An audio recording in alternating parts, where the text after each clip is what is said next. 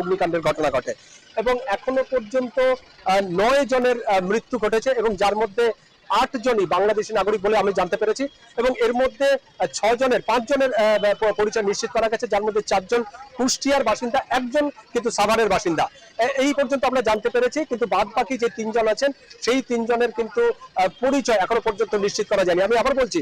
যে 9 জনের মৃত্যু ঘটেছে তার মধ্যে 8 জন বাংলাদেশি নাগরিক বলে আমরা জানতে পেরেছি এবং এই 8 জন বাংলাদেশির মধ্যে 5 জন বাংলাদেশি নাগরিকের পরিচয় জানা গেছে, যাদের মধ্যে 4 জন তারা কুষ্টিয়ার বাসিন্দা, একজন ব্যক্তি যার বাড়ি সাভারে। এই পর্যন্ত আমরা জানতে পেরেছি, হয়তো সময় গেলে আরো বিস্তারিত তথ্য আপনাদের দিতে পারবো। কিন্তু এখনো পর্যন্ত কলকাতা পুলিশের তরফ থেকে বা ফায়ার সার্ভিস কর্তৃপক্ষ কিংবা বাংলাদেশ মিশন যে ডেপুটি হাই কমিশনার আছে সেখান থেকেও কিন্তু এখনো পর্যন্ত পরিষ্কার কোনো তথ্য আসেনি এবং তারাও দিতে পারছেন না। তারা বিষয়টি খতিয়ে দেখছেন এবং কলকাতা পুলিশের তরফ থেকে সরকারিভাবে কিছু জানানো হয়নি, কিন্তু ইতিমধ্যেই জানিয়ে রাখি যে কিভাবে ওই অগ্নিকাণ্ডের ঘটনা ঘটেছে সেটার জন্য কিন্তু একটা তদন্ত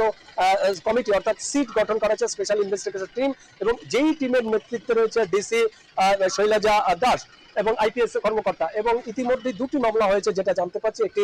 ফায়ার সার্ভিসের ডিপার্টমেন্ট থেকে এবং অন্যটি কলকাতা পুলিশের যেটা সুমোটো কেস অর্থাৎ শতপ্রণোদিত মামলা। এবং এই যে 3 তলা যেখানে দেখা যাচ্ছে যে 3 তলা ভবনটিতে আগুন লেগেছে এবং প্রত্যক্ষদর্শী এবং হোটেলের যারা বাসিন্দা ছিলেন, মানে যারা আবাসিক ছিলেন, বিশেষ করে বাংলাদেশি নাগরিক, তারা যখন বেরিয়ে আসছিলেন এবং আমরা সেই সময় ছিলাম এবং তারা বলছিলেন যে হঠাৎ করেই তাদের একটা শ্বাস নিতে অসুবিধা হয়, শ্বাস প্রশ্বাসে সমস্যা হয় এবং সঙ্গে সঙ্গে একজন ব্যক্তি যিনি বলেছিলেন যে তার নিজের যেই গেঞ্জিটা আছে সেটা গেঞ্জিটা খুলে সঙ্গে সঙ্গে নাক দিয়ে চেপে ধরেন এবং তিনি আস্তে আস্তে একদম 5 তলায় চলে যান এবং তিনি কি করবেন ভেবে পাচ্ছিলেন না। সঙ্গে সঙ্গে নিচে যে সমস্ত পুলিশ কর্মকর্তারা ছিলেন, ফায়ার সার্ভিসের কর্মকর্তারা ছিলেন, তারা সঙ্গে সঙ্গে সেই ব্যক্তিকে আশ্বস্ত করেন এবং সঙ্গে সঙ্গে ল্যাডার দিয়ে সে কিন্তু তাকে নিচে নামিয়ে আসেন। আমরা হোটেলটা ঠিক পিছন দিকে রয়েছি, কারণ হোটেলের সামনের দিকে এখনো ব্যারিকেড রয়েছে, তো পিছন দিকে আছে, পিছন দিকে একটা জরাজীর্ণ অবস্থা কিন্তু দেখতে পাচ্ছি এবং যে সমস্ত আবাসিকরা ছিলেন কিংবা স্থানীয় বাসিন্দারা অনেকে বলছেন যে এই যে হোটেলগুলো চলে, বিশেষ করে নিউ মার্কেটে যে সমস্ত হোটেল আছে তার বেশিরভাগ হোটেলেই কিন্তু সেফটি সিকিউরিটিটা একদমই ঠিকঠাক নেই এবং এই হোটেলে যখন আগুন লেগেছিল সে সময় কিন্তু যে ফায়ার অ্যালার্ম যে সিস্টেমটা মানে সবাইকে জানিয়ে দেওয়া হয় সেই সিস্টেমটাও কিন্তু কাজ করেনি, ফলে স্বাভাবিকভাবেই সকলকে ওই যে আবাসিক সবাইকে জানিয়ে দেওয়া সেটাও কিন্তু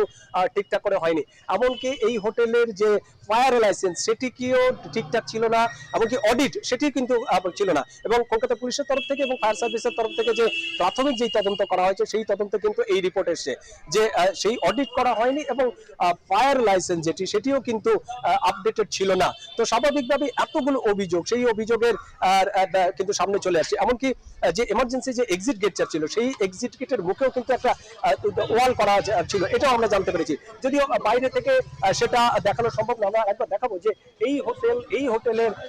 যে 3 তলা সেই 3 তলা অগ্নিকাণ্ডের ঘটনা ঘটেছে এবং এখান থেকে কিছুটা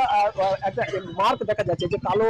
হয়ে রয়েছে, সেটাও দেখা যাচ্ছে। বারে বারে পুলিশ কর্মকর্তারা উঠছেন, ফায়ার সার্ভিসের কর্মকর্তারা উঠছেন এবং বাইরেও আমরা দেখতে পাচ্ছি যে ফায়ার সার্ভিসের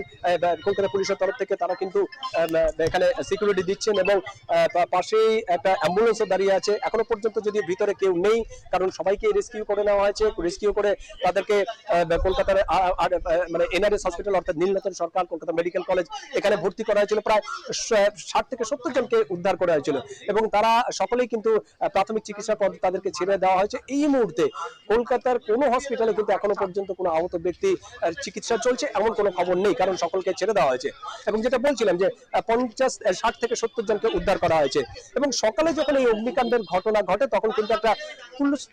হুলস্থুল পড়ে যায় এবং হোটেলে যারা ছিল, আবাসিক ছিল, বিশেষ করে বাংলাদেশি নাগরিকরা, তাদের মধ্যে একটা হুড়োহুড়ি পড়ে যায়, প্রাণ বাঁচানোর একটা লড়াই বা একটা দৌড়াদৌড়ি শুরু যায়। সবকিছু মিলিয়ে একটা আতঙ্কের পরিবেশ সৃষ্টি হয়েছে। এখনো পর্যন্ত